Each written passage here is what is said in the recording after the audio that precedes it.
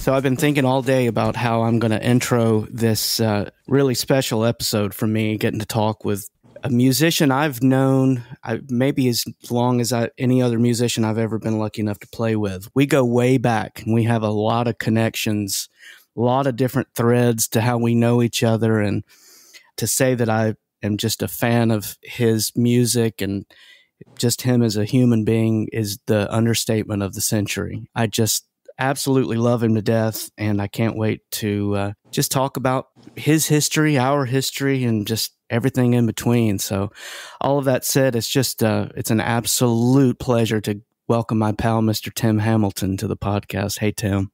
Hey, my brother. Man, it's good to see your face and just to hang out and talk with you for a while. Well, bless your heart. I've looked forward to it. I know we've had some days that we were going to do it, and some things fell through like they do in life, but I've looked forward to it all day. I'm so glad. And I told my wife today, I said, he has absolutely run out of people to interview if he's wanting to interview me, because I've got to be the last one that you, because I know, man. But I know some of the other folks you've interviewed, and I can't believe I'm in some of that company that you're wanting to talk to me. Well, you absolutely should feel that. Yeah, no, you should be.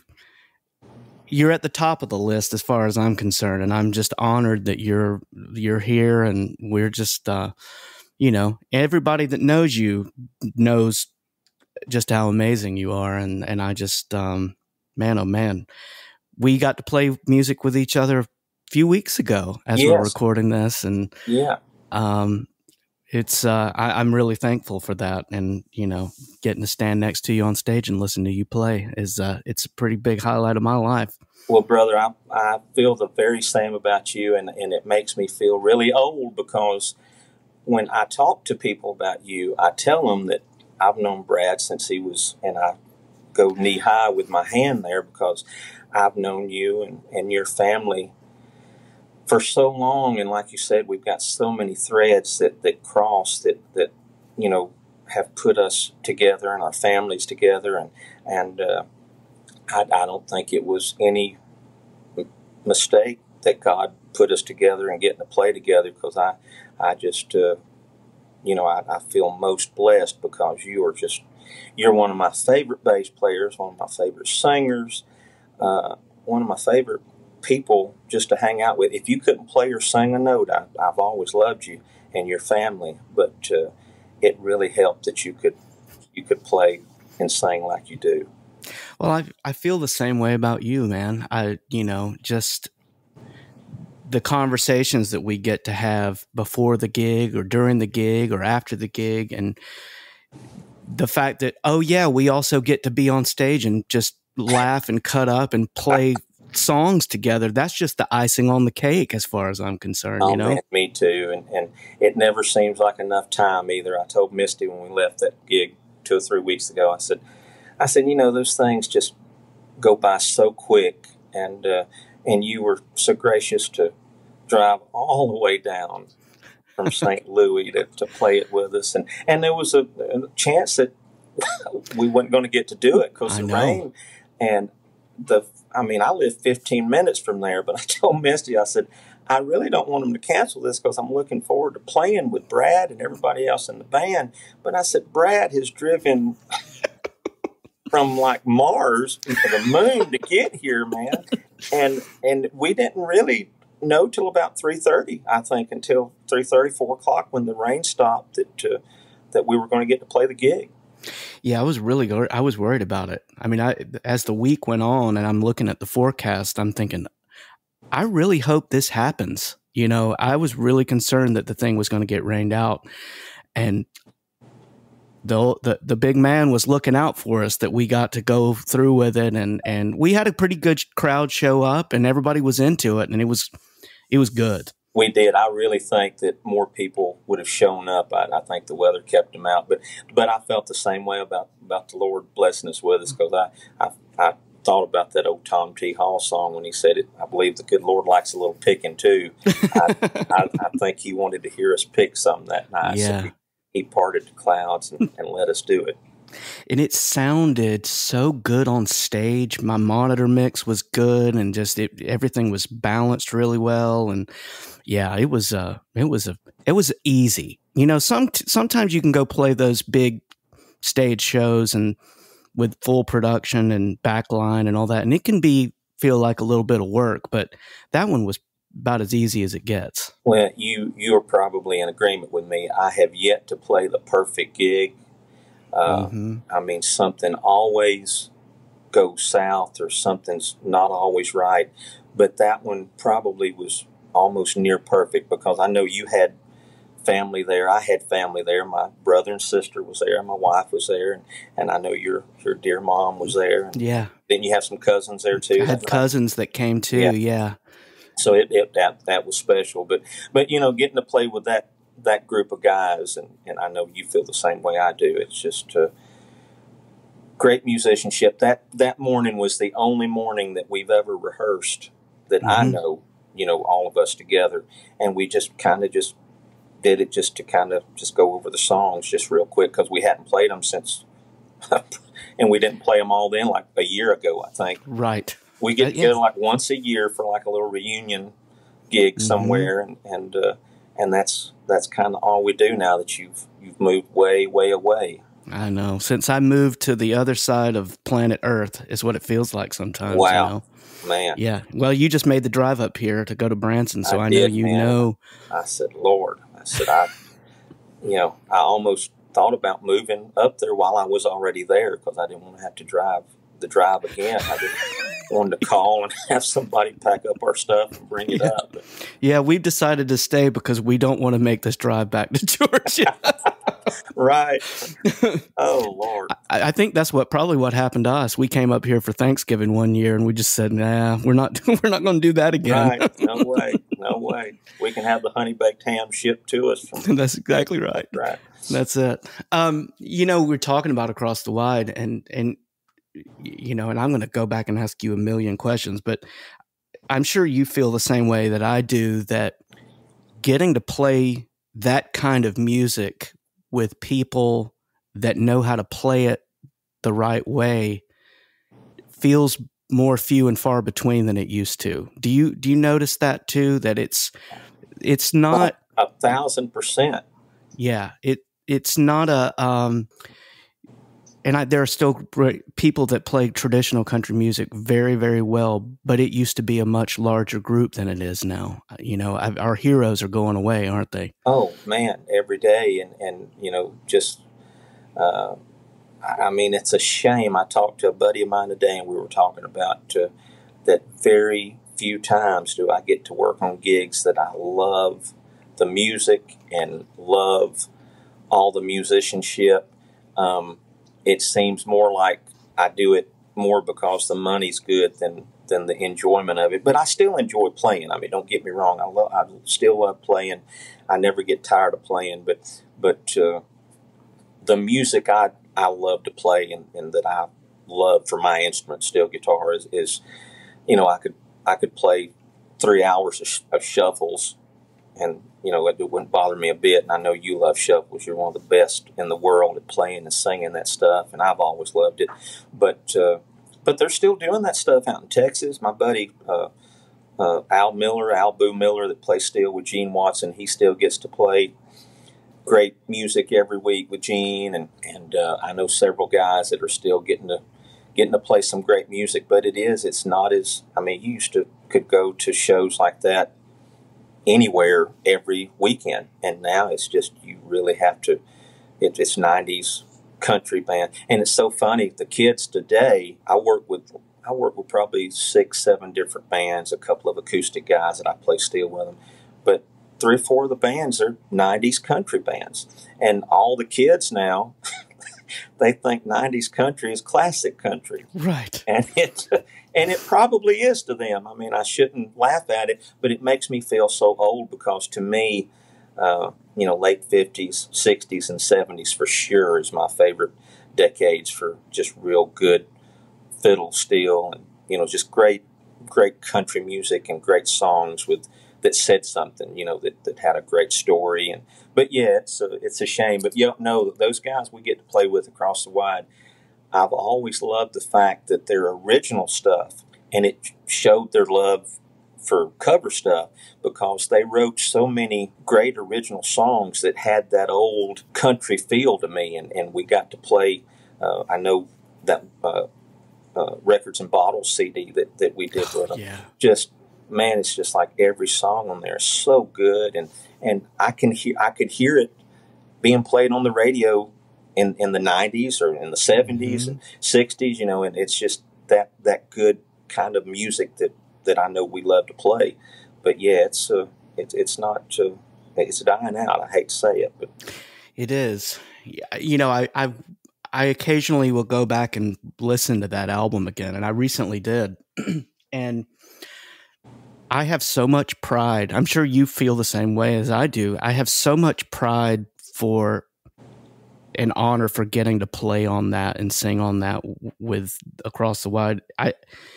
Those are great songs, and I'm happy with how all of that turned out, with the way we all played on it. And you sound so good on that album. Oh my gosh, man! Just to me, it was getting to play stuff that I love playing, and when you get to play stuff that you love, it's really not a chore, and you don't have to do a lot of takes. Now, Mark Mundy, he was really testing me on some stuff, and some of those parts that you guys cleverly put in there that really sold a lot of those things that we did on there. But having to learn it and play it. But man, just great stuff. It was so easy doing it, and I told Jody, I think the last time I played with him, probably last month or two, that we did a thing up in Dawsonville at Wild Wing. But I told him, I said, I don't know why that CD just didn't do something, why somebody didn't pick that up and run with it, Americana or something, man. It just, wow. I couldn't believe that you don't hear stuff like that on, some station, Sirius station or somewhere. Somebody ought to be playing it, man. I agree. And I really believe that if you picked Across the Wide up and sat their home base in Fort Worth or somewhere out in Texas, I think it would be a whole different thing. I think that geography has worked against that band a little bit, because that band in Texas would be a huge, huge thing. Oh man, we would be a force to be reckoned with, man, if we all lived there and did it. Because I'd be living in Texas now if I could talk my wife into it. We love Texas. We love going out there. We love Brady, Texas, and a buddy of mine, Tracy Pickox, has the Heart of Texas record label out there, and guys like Daryl McCall, Mona McCall, Justin Trevino, Dotsy, Tony Booth. You remember Tony? Oh, yes. They're all on that record label. My buddy Chuck Hancock, I think, used to be on there. But just great Texas music. Tracy does a lot of shows out there, and they just really, it's like you're going back in time when you go back there, because they're still loving that kind of music. They're still dancing to that kind of music. Yes. And they're still dressing like back in the 60s and 70s. I mean, it's like you literally go back in time. But Across the Wide, man, I mean, we love their original stuff, but I mean, we do swinging doors, or we do, chase each other around the room, or not any of those things, man. Just we play it like they do out there. I mean, and they would the only thing we don't have is a fiddle. The only thing out there, steel and fiddle are king out there. That's it. And there's a guy that I met out there, Charlie Walton, great guitar player, great telly guy, one of the most smoothest guys you've ever heard. And me and you, we have played and known some great guitar players. Mm-hmm. But this guy's great. But he'll play when they give him things to do. But man, mostly he's just chunking rhythm. But man, it's fiddle and steel, and they love it to be played just all the time. I mean, I told Misty when we were out there, I said, I can't believe they're playing that much over the vocals, because I I'm used to playing, giving some room, but man, they like it. They like fiddle and steel just everywhere, man. Through the whole song. Oh yeah, they love it. Yeah, but yeah, we would have already made our fortune out there, Brad Williams. I agree. When we went out there, Cross the Wide went out there, I can't remember how many years ago, and we played a few shows. We did some in Fort Worth, and then we played in Houston, but we played at Lil Red's in Fort Worth. Yeah. In Fort Worth. We did a show with Dale Watson, and the owner told us that night, he's like, listen, I'm glad you guys are here, but I'll tell you, I took a chance on you having you guys here because you don't have a steel player and you don't have a fiddle player. That's what he said, man. And that, I'm telling you, that is 100% right. And that's really a big plus out there. And I love that. And I love that. And I wish I could go back and try to learn fiddle. My wife said it's not too late, but I know that it is. But I wish I could go back because I would have loved to have had that in the arsenal, because every band I've ever been in, they either wanted a steel or fiddle. They didn't have both. They could afford one. And I always thought if I could have picked up fiddle, I would have really been doing myself a great service if I would have done that. But I just I didn't do it. I'll bet you would be one heck of a good fiddle player because you understand the phrasing of it. Yeah, well, I know it's a whole lot lighter to carry around than the other contraption that I have to deal with. I was thinking about that leading up to today. I don't know if I've ever asked you what was the genesis of you deciding to play the steel guitar, and how did you get started playing it? The steel guitar, I often tell people that if my parents would have been jazz lovers, classical lovers, rock and roll people, Grateful Dead people, I would have been a totally different musician. But my mom and dad loved classic country music. And Dad's, we had that big stereo console full of Buck Owens records, George Jones, Jim Reeves, Eddie Arnold, just all those great country records. Merle Haggard. Dad loved live albums. And the steel spoke to me. It was just out of all the instruments, and I listen to everything like you do and most of us do, but there was just something about steel that spoke to me. And I started out trying to play piano.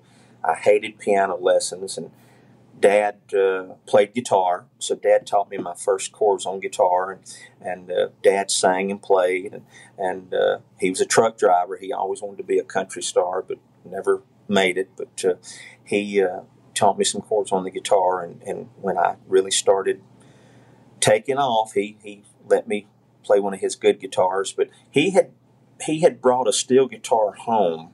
Him and a buddy of his, he drove for Coca-Cola. He drove for a company called Midwest Machinery Movers. And if you drank a Coca-Cola product in the 80s or 90s, my dad probably delivered the Coke syrup for that to the bottling plants in the Southeast. And that's what he did. And him and a buddy of his, James Thorne, James was a drummer. They did a run up to Nashville. And it's when Shot Jackson had his Showbud plant or Showbud shop there on Broadway. James wanted to learn how to play steel because he said drummers are dime a dozen. So he said, I'd like to learn how to play steel. So he bought a little Showbud Maverick steel up there, and they brought it home. Well, James couldn't do anything with it. And my dad said he wanted to try to do something. So James let him borrow it.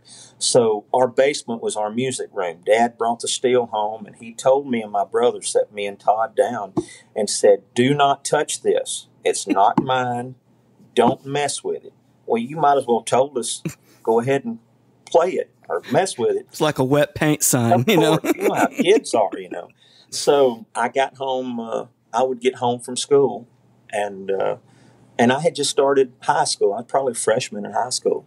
And I was already playing guitar and banjo and singing and playing bass some.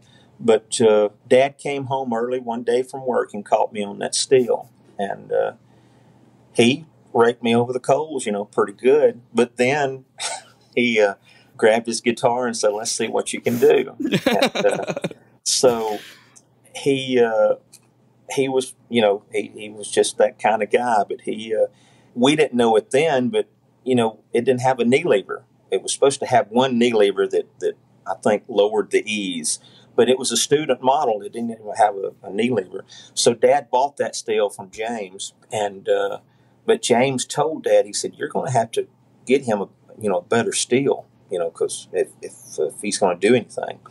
Well, Dad was the chorister at church, at Shiloh Church that I grew up in Norcross, and saved in that church and went there for many, many years.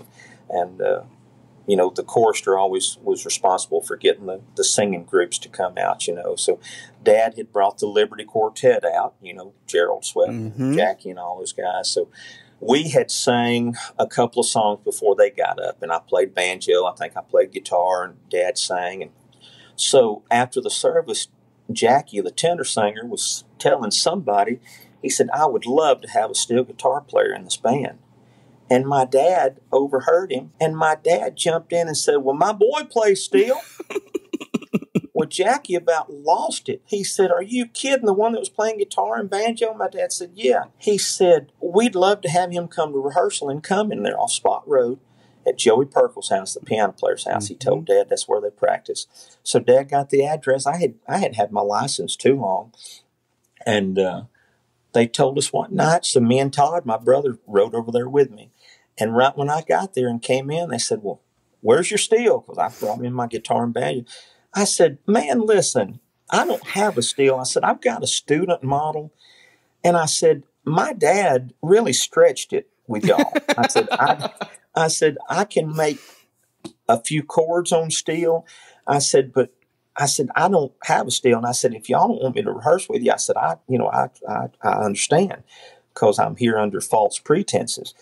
And they said, "No." I said, let's see what you sound like. So we practiced, and they said, "We want you to be in the group." So Jackie, the tenor singer, he owned a florist shop in Dahlonega, and had a good bit of money, I think, at that time. And he took me to Rhythm City. You remember Rhythm City down in Atlanta? He took me down there to buy steel for me, and they had like 4 or 5 in the cases, and I couldn't even set one up, so had to have the guy that worked there set a steel up. And he bought me a Deckley steel. It was a single neck with a padded back on the back of it. And I learned so much on that steel. It had 5 knee levers, had 3 pedals, and really opened a lot of doors for me playing steel. And then when I left the group, the steel guitar went back to them, of course. And Dad bought me a double neck Emmons. And I'm about to tell you something that nobody knows. My mom and dad didn't know. They're dead and gone now. But the Christmas that they bought me the Emmons, me and Todd, we were looking around the house one day looking for gifts when they were out grocery shopping or something, like middle of December. And I found that steel case in the closet, and I took it out and looked at it, and black, had wooden necks on it. And I was so happy. I couldn't wait to open that on Christmas morning, and I acted surprised. My dad and mom would just feel awful if they knew that, but I'm sure they do now. But that was a great steel, and I sold it to a guy years and years ago. I wish I still had that steel, but it all started from me. It all started from Dad telling a lie, really, because if he hadn't have told a lie to a gospel group in the church, I probably wouldn't have pursued playing steel, because my dad probably wouldn't have bought me another one, and I would have probably been played guitar and probably played still played banjo. But I am so thankful that Dad did that. He was my biggest fan, and that's how that came about. Yeah, I was going to say, God bless Jack Hamilton for. I'm telling you, he for a lot of reasons, right? But for that, because. And it also, him being your biggest fan, but it also showed just how much faith he had in you, that he knew you could go and do it, and you did. It probably took that little nudge to get you to get to do it. Well, I'll tell you how Jackie Hamilton would nudge you. He would when he saw me getting lazy and not playing, and Dad wasn't a fancy guitar player. I love telling the story on him. When he taught me my first chords on the guitar, he would be on a run on the truck, and he would call my mom and said how the boys, he'd be gone for a day or two. And he'd say, how the boys, she would tell her or tell him that Todd's doing this. But he said, Tim's in the basement with that blame guitar. He's going, and it was Amanda. He taught me the chords to Amanda, A chord and E and D. But when he came back, I had that song learned. So from then, we just started playing songs that he grew up with playing. And I had my guitar one day playing, and Dad started saying, he said, give me a G chord. So I'd give him a G chord. And he started singing Lovesick Blues by Hank Williams. He didn't have his guitar, so I was playing the guitar. And it went into the little bridge, and it goes in like to a 6 minor 3 something, I forget now. I'm in love with a beautiful gal. That's what's the matter with me. Well, I go and I'm playing these chords, and Dad stops singing, and he's crying. And I said, Dad, what in the world is wrong with you? He said, do you know that I have been trying to play that song and sing it for years? He said, I knew something went in there, but he said, I didn't know the chords. Dad didn't know minor chords. He didn't know bar chords. So I was playing these chords, and it just choked him up, and it almost choked me up talking about it. But he wanted me to teach him those chords. So I taught him bar chords and taught him minor chords, and it opened up so many things for him. And I couldn't believe that and he couldn't either, that I was showing him things, and he had been playing for so long. But he loved to yodel. He was one of these guys that could yodel real good and sing harmony good, and just loved country music. Him and Mom would go to shows down at the Civic Center in Atlanta, the package shows that Merle Haggard and Buck Owens would do, and they had a bunch of cool pictures. I wish I had those. I don't know where they are, but little snapshots of Merle and Bonnie Owens on stage, and Buck and Don Rich singing on the same mic, but yeah, that was a great story that I'll probably never forget. But Dad would make me feel bad about not playing up to my potential. He would and he would do it with love, though. He would tell me that you're not playing as good as these other guys that you're playing with, or you could be doing this, or you ought to be doing that. And what I would do, I would really work on my steel playing. I would really work on things, because Dad loved intros. He would love for me to kick off things. Kick this thing off, TW. Timothy Wayne. Kick this off, TW. And he would wait until I figured out something on guitar or steel. But he would get me so mad at him that I would work on steel, and I would get things, and I couldn't wait to show him, to say, hey, I can do it, old man. But then when I would do it, he'd smile and say, I knew you could do it, son.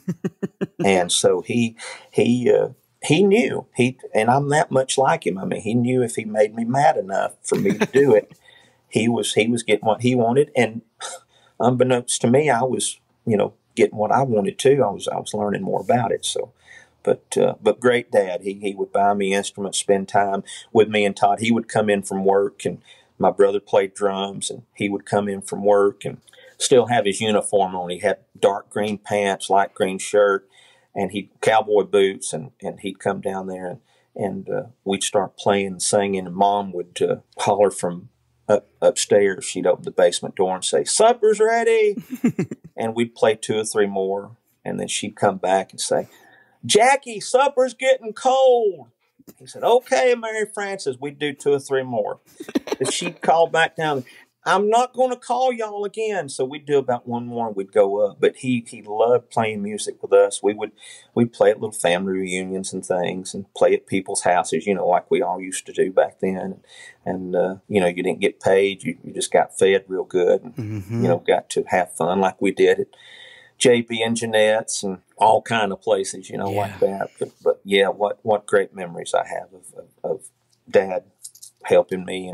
And, you know, I tell people, if you like what I do, when Dad would come hear me play, I'd tell people on the mic when I'd sing one or whatever, I'd say, if you like what I'm doing, thank that old man right there. But if you don't like it, you know, go kick him in the shin, because he's the cause of all of it. Well, I can still remember to this day, and I was younger. I'm a little bit younger than you, and you and I were both young at the time, being in all those. I remember the pride in your dad's face when you would play or sing. I remember it. I could see it right now. Just smiling from ear to ear, the pride that I get it, because I feel that way about Skylar when he plays. You couldn't put a price tag on that. The pride that he had for you. It chokes me up thinking about it too. I get it. He had so much pride for you. And that just holds a special place in my heart. And we both had dads that loved music and loved watching us and playing with us and talking to other folks about us. And your dad, Rick, Lord, how I loved that old boy and how much music we played. And I miss that rascal.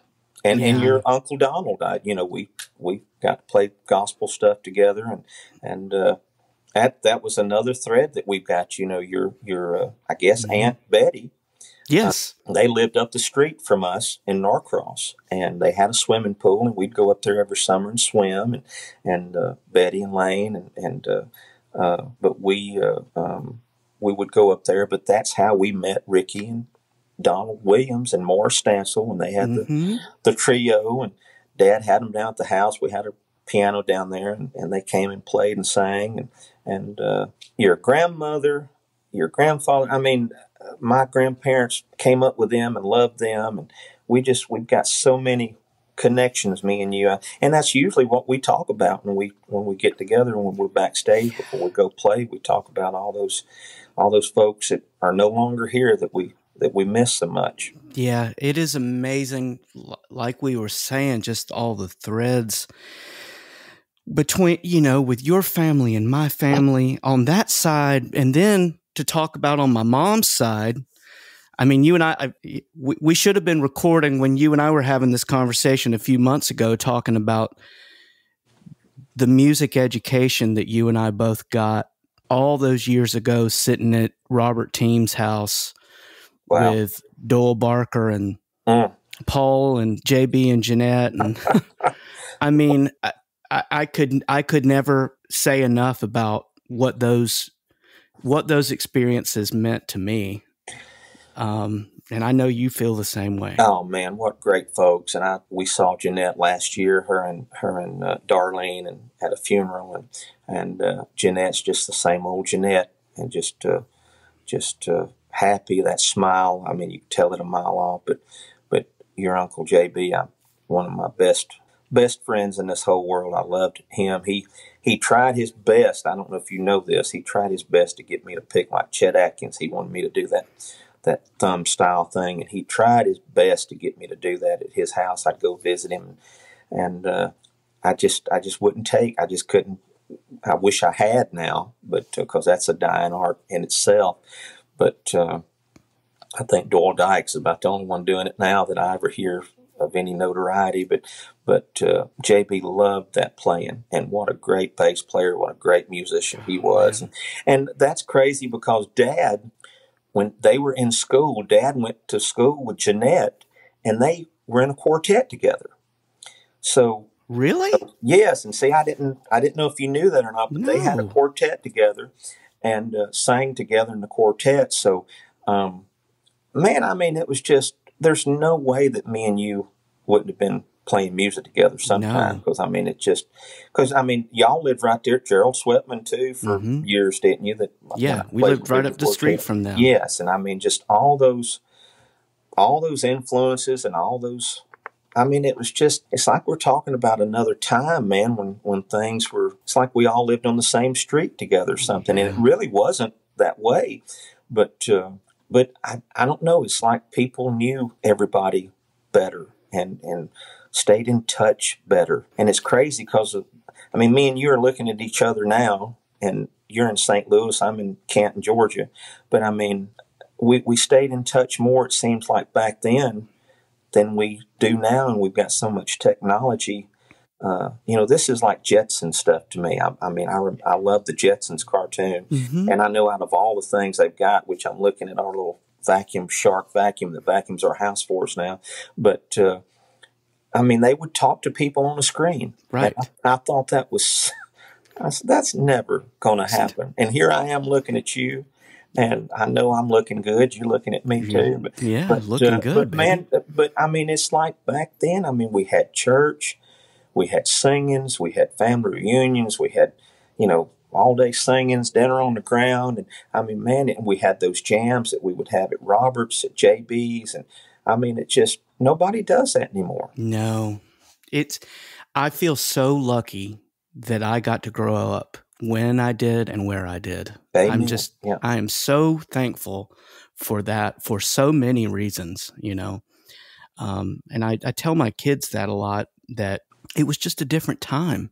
Yeah, it's amazing to me that we have the opportunity and the resources now to be so connected with each other, but things just feel so disconnected, don't they? It's so crazy to me. Oh, we're too busy. We're too busy, and it's like, man, folks, they did it way back then, and they just didn't have the technology, and they had the same 24 hours in a day that we do. But it just seems like we're so busy now, and we've got Facebook, we've got phones that we can FaceTime. Man, it's just crazy, and I don't know that it's just really. I hate to sound like an old man, but I do miss those times. I just really do miss those good times with good people. We really were blessed to be around some of the best folks, and I know there's a lot of folks that may listen to this that they feel the same about their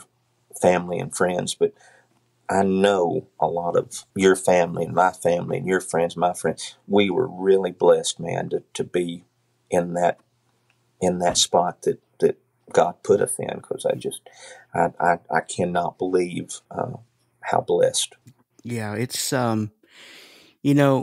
we and it's one of those things that I don't think I took it for granted. I really don't. But it's one of those things that I wish I could just go back and tell myself, you need to remember all of this.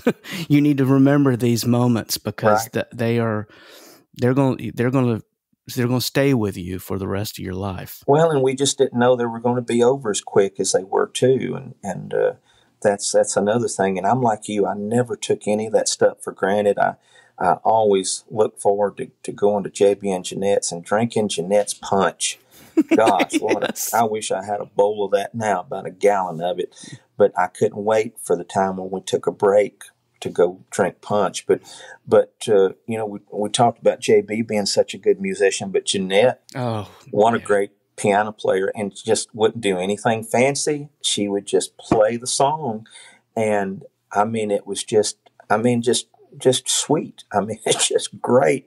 And just so, and Robert Teams over there slapping that rhythm on that Country Gentleman or that he had. Mm-hmm. And man, and I'm so glad he would bring that boom box and capture a lot of that stuff, because I've got some of those cassettes that he did. And when we went up to Doyle's sisters, to the barn up there, your dad was there. Yeah, that's right. And just a great record of that. I'm glad that I've got some of that stuff, and I've got it safe somewhere. I'll have to find it, but and then you gave me some stuff not long ago, some CDs that or Robert did, I think. And I sent you some videos that I had. Yes, videos of it. That's right. Of the thing we were. Yeah, that's exactly right. And I wouldn't take nothing for that stuff, man. That's great. Yeah, I wouldn't. I was just sitting here thinking I'd give everything I had to listen to, if I could hear JB and Jeanette and my mom sing "He Was There All the Time" one more time. Yes, that was what a highlight. I don't think, for me, I don't think that has been or ever will be a bigger influence for me as a musician than JB Roper. He is the reason why I play bass. He is the reason why I decided I think that's something I want to do because of watching him do it. And I mean, he was great at it. And even when he got to where he couldn't see, man, he could still play bass as well as anybody that could just see great. I mean, man, he just was, but he just, there's nobody that loved, JB was a great musician, but even if he wasn't as good as me and you know he was, he enjoyed it more than anybody in the room.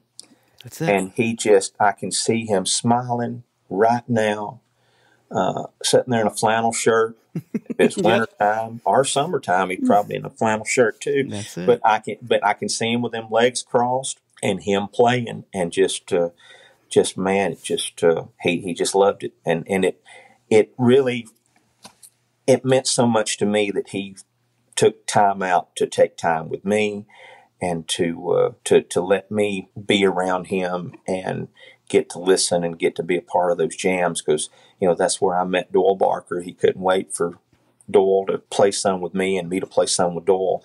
And, you know, me and you talked about this the first time me and Doyle played at JP and Jeanette's house. It was like we had played 10 years, 20 years together. I mean, we just gelled so well. And I listen to, so crazy, I listen to those cassette tapes and I wish I knew half of what I knew now then. And people that, you know, that don't know what we're talking about, those folks would get together and we wouldn't have a singer there. We would play instrumental songs.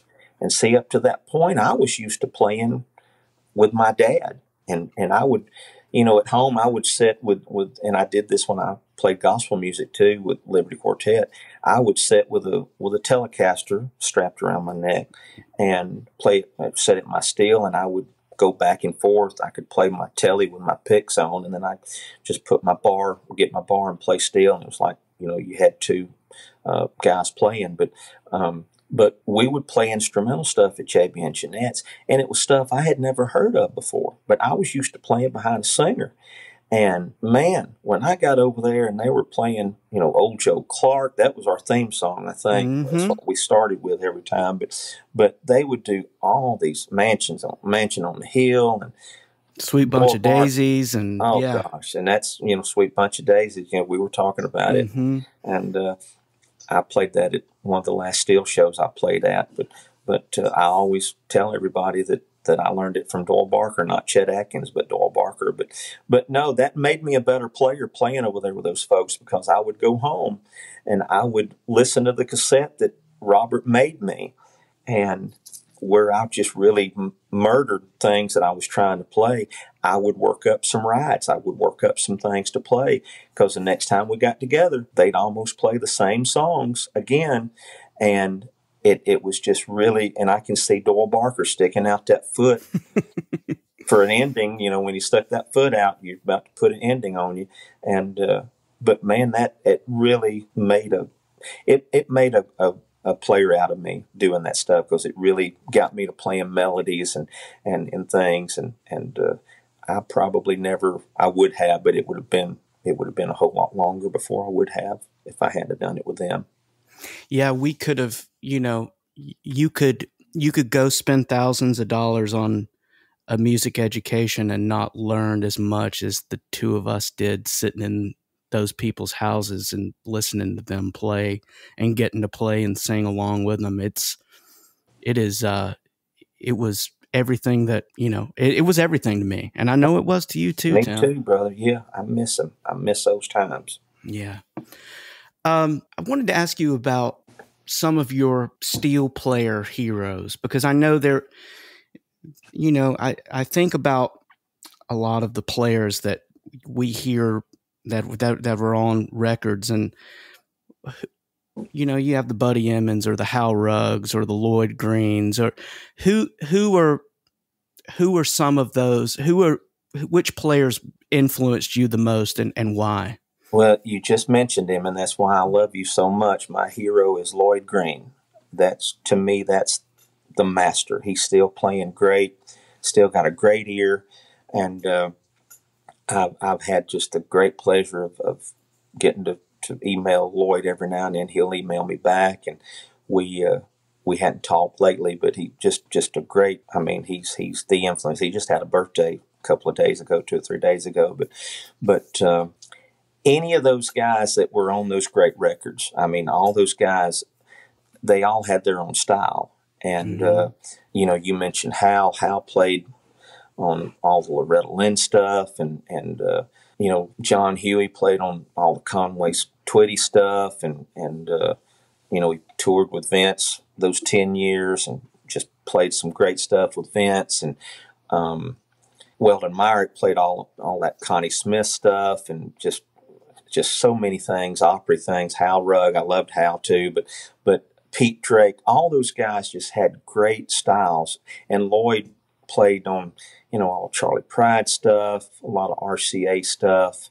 I mean, just countless things. Lloyd played on Paul McCartney's record. I think he did Dobro and Sally G and some things, and played. You know, he was one half of the steel players on Sweethearts of the Rodeo thing that the Byrds did. J.D. Manis was the other one, but you know, it's so hard to pinpoint one guy. But I have had the privilege and pleasure of getting to tell Lloyd how he influenced me and what a hero he is to me. And you know, you always want to meet your heroes. You're always afraid of meeting your heroes because you don't think that they're going to be the people that you always imagined them to be or wanted them to be. Lloyd Green, when I met him, was just fantastic. He's a Mensa member. He's a genius guy. I didn't realize that. Yeah, man, he is a genius guy, and just smart as all get out. But his playing, man, is just, you know, he played on one of those Dale Watson CDs 4 or 5 years back, I think, and those little darling sessions I think he did with Dale Watson. And man, he just, I don't know, just the way he plays just spoke to me. And it's so funny that the records that I loved, that the steel spoke to me. And that's what I loved about old records. You could look on the back of them and they'd tell you who was playing on the record. A lot of that stuff was Lloyd Green that I looked up. We decorated the tree every year to 3 records. Buck Owens' Christmas record, Charlie Pride, and Elvis Presley's Christmas album. And, you know, on those old stereos, you put 3 records on and they'd drop down and play the A side, and then the next one would drop, and then we'd have to turn them over. But Lloyd was playing on the Charlie Pride one. But Tom Brumley, another great guy that I got to meet and years ago in Watertown, Tennessee, and he was playing on the Buck Owens stuff, of course. But I got to tell Tom when I met him that about that being the Christmas record, one of the ones that we decorated the tree to. And I told him, I said, I would be in our basement in the hottest parts of July and August, sitting down on the steel trying to learn your intro to All I Want for Christmas, Dear Is You, and some of those things he did on the Christmas album. And he thought that was cool. He smiled at that and laughed at it. And you know, his dad, Albert, you know, wrote all those just great gospel songs. Great old gospel songs. Will Live Forever, I'll Fly Away, and all those things. So, but yeah, Lloyd Green would be the hero. And of course, Paul Franklin. I mean, you can't, Tommy White, I love Tommy. Tommy's a great guy. And I've gotten the privilege to meet Paul and Tommy. Great folks, great guys, and always got time to talk to you about steel playing, talk to you about any questions you've got about gear or anything, man. Just 2 great guys and just great players. And I mean, you know, I've had to cover more Paul Franklin stuff than I've had to cover Lloyd, because there's not enough, like we were talking earlier, there's not enough bands doing the old music. But, you know, Paul's just, it's like he's from another planet, man. I mean, it's just like, and on both necks, I mean, it's just, and he's just, and he's teaching so many guys. He's got a great teaching method that he does, online teaching. And I did it for about a year. Misty enrolled me for a year, 2 or 3 years ago, a great course.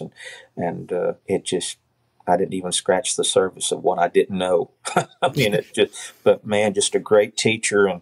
But yeah, Lloyd would have to be, if I had to pick one, it would it would be Mr. Green. Well, and I see why. I mean, and I can hear it. I mean, what's so great about your playing, though, is that I can hear all of those players. It's like you have your sound, right? And that's what we all strive for, is to have our own sound. And you do, but you honor the players that have come before you and the ones that are still here, the Paul Franklins and the Hal Ruggs and the Lloyd Greens. But that guy's, he put his fingerprint on some of the greatest songs and songs that will stand the test of time, Oh, yeah. Me and Mark Mundy and our wives went up to Jody. We all went up to Nashville several years ago when when the Byrds were touring the 50th anniversary of that album, and Marty Stewart and the Fabulous Superlatives were their band. Right. But we saw the show at the Ryman, which was really cool. And during the show, they said, we have a special guest in the audience who happened to play on the album, and Lloyd stood up. No way. And he got a standing ovation, of course, for the fact that he was there. And I'm just like, we're in the presence of royalty right now with him being here. Yeah. Who played Farewell Party? Who played the? That's Lloyd. That's Lloyd, right? Yeah, Lloyd. Yeah. Lloyd played, and it's just crazy things that Buddy Emmons. And I love Buddy's playing, and when I think of the back neck, the C6 neck, I think of Buddy Emmons, which Buddy played great E9 stuff. He played all that Ray Price and little Jimmy Dickens stuff. And just great. You just goes on and on about Buddy Emmons. But the tunings of both necks, Buddy was a big part of all that. And the tunings that he came up with for that back neck are still, it's what everybody uses today that he came up with in the 60s. But the E9 neck, all the guys were doing different things, and they were doing homemade pulls and all this. But Lloyd, I think he said he had a dream, or he was thinking about it while he was sleeping or something. And he had, I think it was David McCormick or not David McCormick, but Jackson at Showbud. He had told him that he wanted to raise the E's on the steel. And he said, no, that won't work. And this will give you problems. Lloyd said, no, it'll work. He said, I've thought about it and I've envisioned it and it'll work. Just put it on my guitar. So he put it on the guitar, this new knee lever. And he was in a session, Lloyd was, and he was messing with his change, and he was going back and forth. And Billy Sherrill was the producer on the session. And Billy, great musician himself, he noticed, Lloyd doing something that sounded different to him. He said, what's that? And Lloyd said, it's a new knee lever that I just had put on my guitar, new change. And it lowered 5 and 8, raised the E's 4 and 8. And Billy said, he hummed him something. He said, play this, work this out. So he hummed him the part, and Lloyd worked it out with that lever. He said, that's going to be the intro to this song. And it was Tammy Wynette's D-I-V-O-R-C-E. That was the da, da, da. Yes. And that was the change. And, no kidding. Yeah, that was the change. And Lloyd was so innovative, man. The first song that really broke him out, and I know we're talking about me and you here on this thing, but it's not a Lloyd Green thing. But he was a shoe salesman, but he came to town. But the first thing he really played on that really just skyrocketed into everybody's attention, he played a thing with Warner Mac, and not a lot of people know who Warner Mac is, but Warner Mac did a song, The Bridge Washed Out. Bridge washed out, and I can't swim, and my baby's on the other side. Da, da, da, da, da. That's Lloyd. And Warner had wrote this song, and he'd heard Lloyd played on something, and he told Lloyd, he said, I think your style would go on this song. And either he went to Lloyd's or Lloyd came to his house, and they worked out this song, and they went and cut it, and it just really showcased Lloyd doing this style that he had. And all the steel players, when the song came out, it was a smash, but it was a new sounding thing on steel, and they were all telling asking Lloyd, said, "What have you done?" I said, "We're all going to have to learn that stuff now." And but I mean, but he still plays just so good, and he just him and Buddy both and I'm sure a lot of steel players, but I've heard this about them. They had that, or they did the Oahu Hawaiian steel guitar course. They would do it by mail, and I think once a month a teacher would come to your house and go over the music they had sent you for you to work on, for a couple of weeks or whatever. But, they were playing lap steel, Hawaiian steel, so no pedals, no knee levers. So they're slanting the bar to raise and lower strings. They could do that at will and could do it with their eyes closed. And we'll see, when pedals and knee levers came out, they were getting those changes. Lloyd went for a long time and didn't have a knee lever that raised his, or that lowered his E's. He didn't need to, because he would play things that had that note in it, so he didn't have to lower his E's. But he finally put one on some years back. But he would slant the bar. He still slants the bar great. But him and Buddy, just, they had such a knowledge of the fretboard that when pedals and knee levers came along, it was like an added bonus and icing on the cake for him. I mean, just such pioneers for the instrument, right? I mean, what they could, the fact that they could do all of that without having all these additional mechanisms on the instrument. And then when you add those in, I mean, good grief, the sky's the limit. Oh, I know, man. I know. And, and for people that are listening to this that may not be familiar with, I tell everybody that I think it would probably be easier to land an airplane than to kick off an intro on the steel guitar, because there is so much coordination required to do it, right? I mean, there's a lot going on. That's what surprises me about me even being thought of as a steel guitar player. I tell people I own one, but I mean, I can't walk and chew gum at the same time. But for me, it's like you said, there's so many variables that's going on. You've got your feet going, your legs are going, because you've got knee levers under your guitar, and your right hand and left hand's working. Your left hand kind of acts like your bar hand on or a chord hand on the bass or guitar, and fiddle, and your right hand is just like you're holding a pick playing guitar, or playing bass notes. That's what your picks are on your right hand, and your left hand is doing the chords. But man, it is sometimes I wonder how in the world. And me and a buddy of mine talked about it years ago. We were convinced that you had to be born to play steel guitar. I've heard guys that were great players on other instruments, and they tried to play steel, and it just didn't jive. And not that they weren't great musicians, it's just a different beast. But I've often we kind of came to the conclusion that you got to be born into playing steel guitar to make it sound like you're used to hearing it sound. And not that I do, but I'm still trying every day. Well, man, you're as good as I've ever been lucky enough to play with. And bless your heart, man.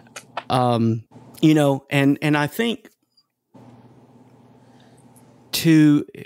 it's one thing to be able to play steel guitar really well. And I think there's being able to play ballads is one thing, but also I think the list gets a little shorter when it comes to playing faster tunes, right? Because I think it requires a lot additional coordination to play fast, and you play fast tunes as well as anybody. And I think I do think it's a whole level, a different level of complex.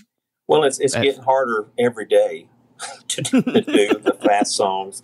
I'm more and more requesting more ballads and more 3/4 waltzes and 4/4 shuffles. But no, man, it just playing steel's like anything else. You've got pockets, and Paul will tell you.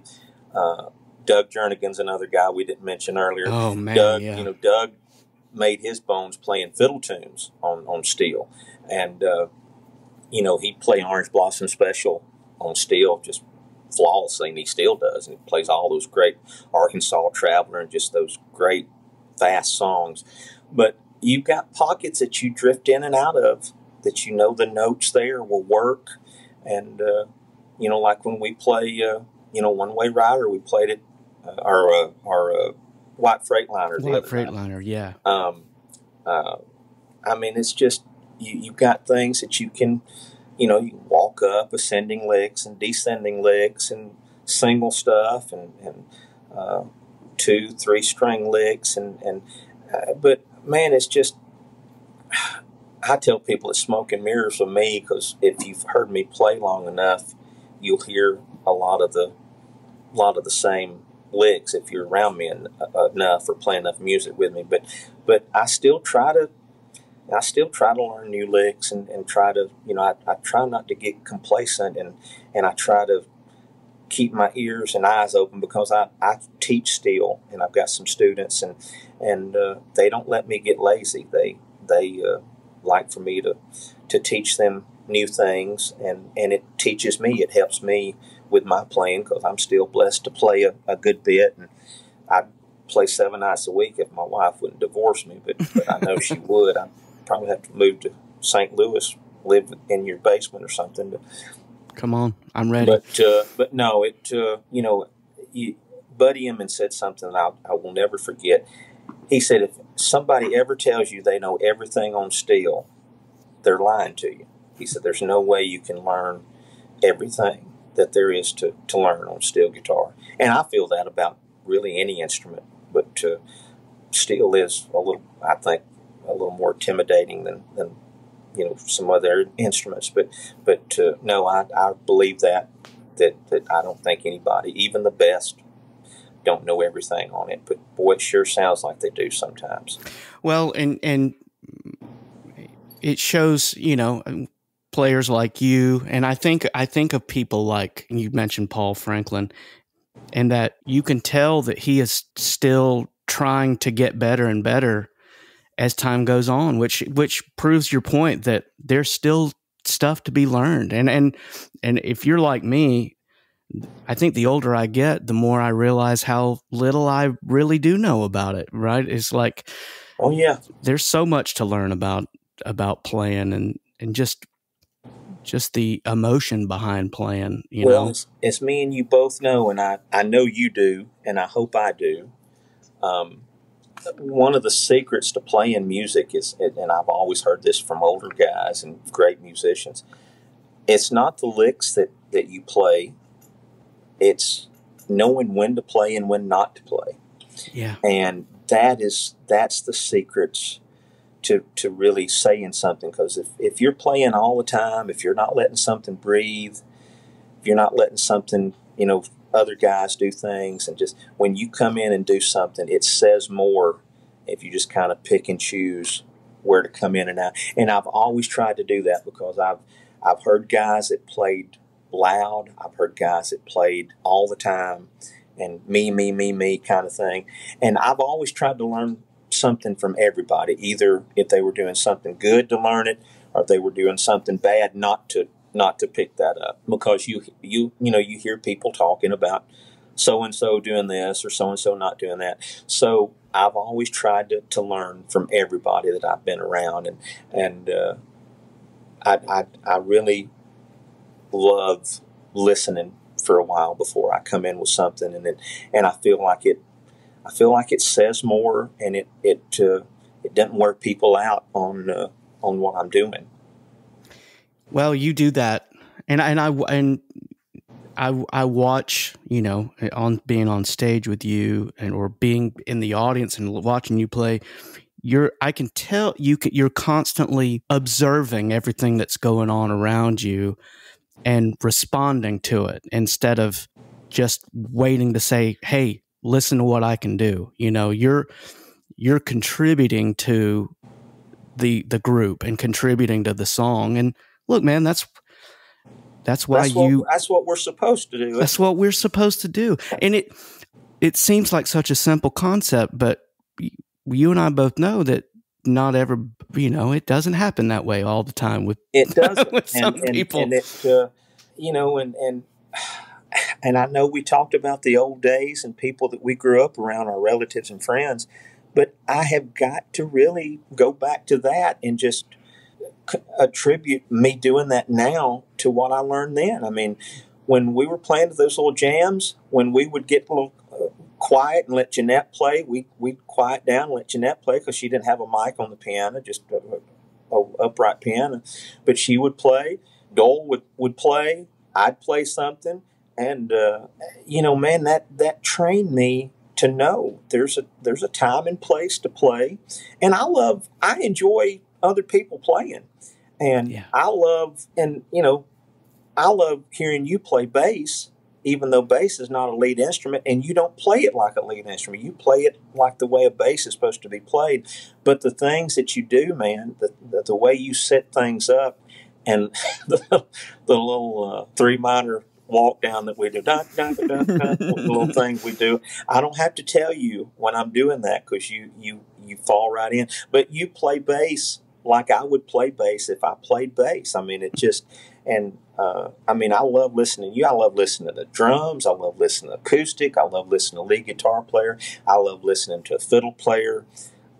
Anything, if it helps me because if somebody does something before me, if they ended on like a little high register, I may start off from there, or if they ended up low, or if they ended with this kind of lick, I may start off with that. And if you're not listening, you miss those kind of opportune moments to kind of continue what they started. And I like to, and I am a team player. I don't brag on myself, but I've always been a team player. I always wanted the band to do good. I never was, me. I always loved, and I still do. I love what we did 2 or 3 weeks ago. I mean, man, there should have been 10,000 people in that audience that night because we were playing some good music, and 45 minutes went by like that. It felt like 5 minutes. I know, man, but we had a ball, and I loved it, and had some good shots, video things that I saw that Mark shared with Strickland, but yeah, that was a special time. But anytime I get to play with you, and has always been a great time for me. I've always looked forward to it, never dreaded it. There's been a lot of people that I've played on stage with or backed that I really wasn't crazy about. But when I know Brad Williams, and it's not only me, this is everybody that's played with you and had the pleasure of being on stage with you or in the studio with you, they feel the same way that I do, that man, you're the best, and you're a great guy to go with it. And that's what I've always loved about you. And I think I know you've done your family proud, and I hope I have mine. But we had a lot of the same values, and I'm so glad that we're still sticking to it. I'd like to think JB and Mom and Dad and Rick would be proud of what we're trying to do and what we finally got to achieve, and the music we're playing. I believe they'd like it. I agree. I've been thinking about my dad today, thinking about you and I chatting, and just, I know my dad would be, I know he's so proud right now, just would love to sit and listen to this conversation right here, because I know he had a lot of pride for the two of us. Yes, he did. Just as I know your dad was the same way. Yes. Yeah, sure did. Well, I've got a video somewhere, and I've got to get it to you. We played at a guy's house that Dad had worked with years ago over in Atlanta, and I want to say it was off of over near the airport. They lived over there, but it was like going toward Noonan. But I think we had bought a video recorder, one of those big cameras, back in the day, and we had it on stand. But your dad went and played piano with us, and I played guitar and steel. My dad played rhythm. Todd played drums, and I've got that video somewhere, and I need to get that to you because I would love to see it. We and that Ricky Williams smile. I mean, it's on there, just like I just saw you do. He could play that Floyd Kramer stuff so good. Yeah, man, and that Slipknot stuff. Golly. Oh yeah, man, and those pig licks, and man, it just nobody's doing that anymore either. I mean, they'll do it if they ask them to, but I mean, it's your dad was doing it if they asked him to or not. That's it. It didn't matter what you were playing. That's what you were going to get from him, and that is okay. That is okay. And Last Date was just like playing it with Floyd Kramer. Yeah, he played it as well as anybody. Sure did. He sure did. So, well, Tim Hamilton, I can't tell you how much I've enjoyed this. I could probably sit here for another 2 or 3 hours and talk to you. I feel like we've been talking. It's just like that show. I feel like we've been talking here for 5 minutes, and I look down and I'm like, holy moly, look how long we've been talking. Oh, man, time flies when you're having a fun time, and I've enjoyed it, man. Thank you for letting me be a part of this and wanting to talk to an old has-been. Oh, stop it. Yeah, it's been an absolute pleasure, and we'll just say this is part one, and because we still have a whole lot more we need to talk about. We didn't even scratch the surface of it. No way. Yeah, we'll just do a part two, and we'll just keep the conversation going. Fantastic. So, well, buddy, I love you, and I appreciate you so much. Always Brother, have. I love you. Take care, and tell the family we said hello, and great talking with you. Yeah, thank you, bud. Thanks for listening to the Bandwich Tapes. I'm your host, Brad Williams. The show's theme is called Playcation and was written by Mark Mundy. Drop me a line at the email address, thebandwichtapes@gmail.com. Make sure to subscribe to receive new episodes of the podcast. And while you're at it, please tell someone else about the show. Thanks for listening.